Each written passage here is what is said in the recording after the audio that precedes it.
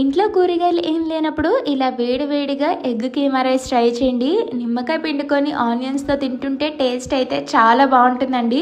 ముందైతే ఉడికించుకున్న ఎగ్స్ తీసుకొని ఇలా వీడియోలో చూపించిన విధంగా తురుముకొని పక్కన ఉంచుకోండి. ఆయిల్లో పచ్చిమిర్చి, ఉల్లిపాయలు, కొంచెం అల్లం వెల్లుల్లి పేస్ట్ వేసుకొని పచ్చివాసన పోయేంత వరకు బాగా ఫ్రై చేసుకున్న తర్వాత సన్నగా కట్ చేసుకున్న టమాటా ముక్కలు ఒక కప్పు కూడా వేసుకొని బాగా మగ్గించుకుంటూ రుచికి సరిపడా ఉప్పు, అలాగే పసుపు, కారం, గరం మసాలా కూడా వేసుకొని బాగా మిక్స్ చేసుకొని మసాలా పచ్చివాసన పోయిన తర్వాత ఇందులోనే 2 రెమ్మల కరివేపాకు కూడా వేసేసుకొని ముందుగా తురిమి పక్కన ఉంచుకున్న ఎగ్ కీమా కూడా వేసేసుకొని బాగా మిక్స్ చేసుకొని 2 మినిట్స్ హై ఫ్లేమ్లో బాగా ఫ్రై చేసుకోవాలి.